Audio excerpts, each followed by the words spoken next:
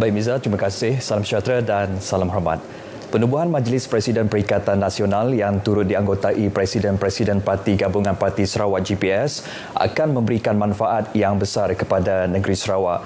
Setiausaha Agung GPS Datuk Seri Alexander Nantalingi berkata, penubuhan Majlis Presiden itu membolehkan wakil dari Parti Politik Sarawak mengetahui sebarang perancangan yang dilaksanakan Kerajaan Perikatan Nasional.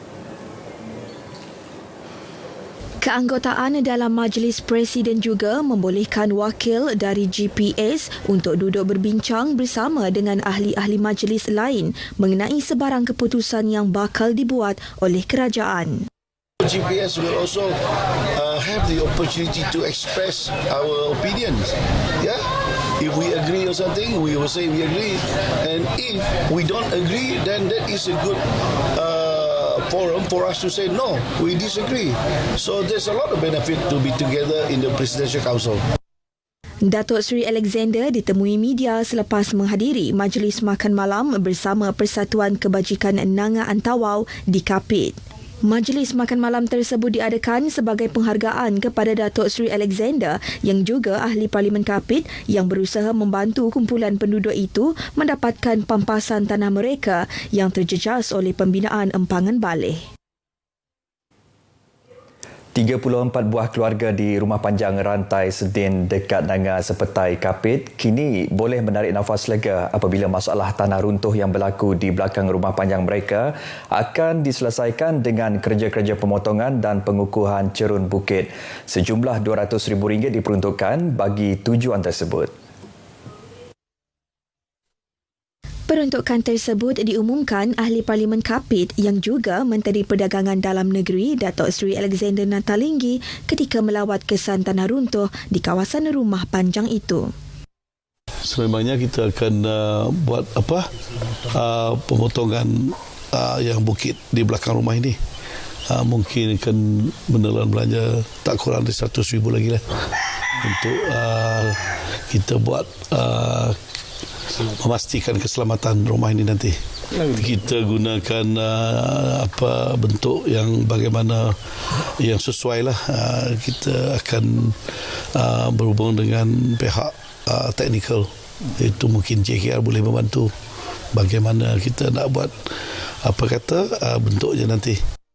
Datuk Alexander berkata Jabatan Kerja Raya diminta menyediakan laporan dan kajian teknikal bagi mengenal pasti tahap keselamatan bukit di belakang rumah panjang itu, seterusnya merancang kerja-kerja pemotongan cerun. Sementara itu, Tuai Rumah Rantai Sedin meluahkan perasaan leganya dengan pengumuman projek berkenaan. Ini kerana kejadian tanah runtuh itu telah menyebabkan penduduk di rumah panjang itu diselubungi perasaan bimbang mengenangkan keselamatan harta benda dan nyawa mereka. Sekali hujan balat busen tunggu juah tu runtuh keterubahnya ngebal ke dinding udahnya ambil udahnya runtuh baru 2 kali runtuh ketiga ya nya lah semat mare. Dalam lawatan tersebut, Datuk Seri Alexander turut mengumumkan dana tambahan RM68,000 untuk penghuni rumah itu menambah baik rumah mereka. Turut disalurkan dana berjumlah RM5,000 untuk Biro Wanita rumah panjang tersebut. Kementerian Perusahaan Peladangan dan Komoditi memperuntukkan RM21 juta bagi program tanaman baharu dan bantuan input pertanian kepada pekebun koko di seluruh negara dalam rancangan Malaysia ke-12 RMK12. Timbalan Menterinya Willy Mongin berkata ini selaras usaha kerajaan membangunkan industri hiliran serta meningkatkan pengeluaran komoditi tersebut. Jelasnya Lembaga Koko Malaysia LKM akan bertanggungjawab memastikan komoditi koko terus dibangunkan menerusi peningkatan produk sama ada di peringkat huluan dan hiliran selain memberi nilai tambah kepada produk koko itu sendiri. Kepada petani-petani ataupun penanam-penanam koko yang berminat, di bawah rancangan Malaysia ke-12 kita juga telah mendapat kelulusan untuk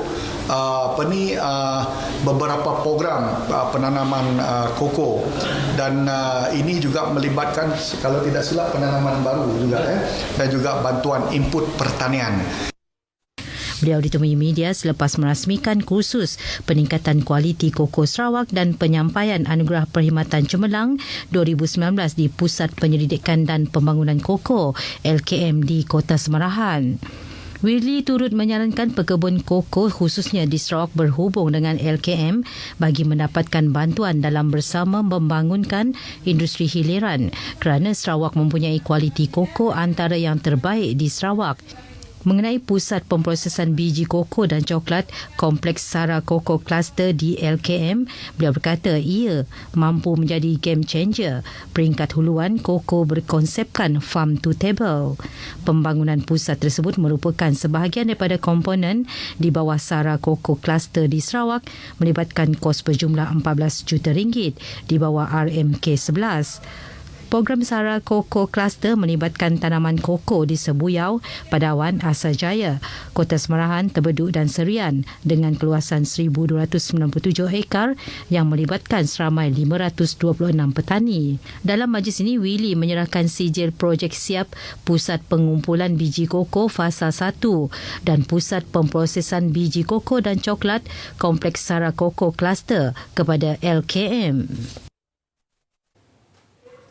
Penurunan ketara jumlah kemalangan maut di bahagian Serian tahun ini perlu dikekalkan selepas berakhirnya pandemik COVID-19 kelak. Menurut Menteri Pendidikan, Sains dan Penyelidikan Teknologi Dato' Amar Michael Manyin Jaung, penurunan drastik 43.7% iaitu 18 berbanding 32 bagi tempoh sama tahun lalu disebabkan oleh pergerakan terhad ekoran pandemik COVID-19. Dato' Amar Michael Manyin berharap tempoh pandemik ini memberi kesedaran bahawa keselamatan jalan raya juga dapat dipertingkat dan bukan hanya menerusi kempen keselamatan pada musim perayaan. Beliau berkata demikian ketika berucap merasmikan kempen keselamatan jalan raya peringkat negeri Sarawak di Serian. Berdasarkan statistik PDRM bahagian Serian mencatatkan penurunan daripada 340 kemalangan tahun lepas kepada 255 tahun ini atau 25%. Laluan kerap kemalangan melibatkan Simpang Kerait, Jalan Kuching Sri Aman, Kampung Lintang Baru Pancur, Jalan Kuching Serian dan Simpang Gedong, Jalan Kuching Sri Aman. Kementerian Belia dan Sukan Sarawak akan terus melaksanakan pelbagai program memperkasa golongan belia di negeri ini. Menterinya Dato' Abdul Karim Rahman Hamzah berkata pembangunan belia perlu diberi penekanan agar Sarawak tidak ketandusan pemimpin pada masa depan. Dato' Abdul Karim menyatakan demikian ketika berucap melancarkan manual keselamatan perlindungan dan keselamatan kebakaran dan kesihatan pekerjaan serta pelancaran pelan anti rasuah organisasi OACP di Miri. Dalam pada itu, Dato' Abdul Karim memuji kementerian itu kerana berjaya mendokumentkan manual dan SOP keselamatan dan kesihatan yang merangkumi semua pejabat bahagian, Dewan Suara dan kem belia di seluruh negeri. Beliau turut menyaksikan penyerahan fasiliti dan infrastruktur sukan kementerian itu kepada Perbadanan Sukan Sarawak SSC. Semua fasiliti tersebut katanya perlu dipantau, diselenggara dan ditambah baik dalam memupuk budaya bersukan selaras dengan visi sukan untuk semua dan Sarawak sebagai pusat kuasa sukan. Baik saudara, sekian berita dari Sarawak. Kita kembali bersama Miza di Angkasa Puri. Silakan Miza.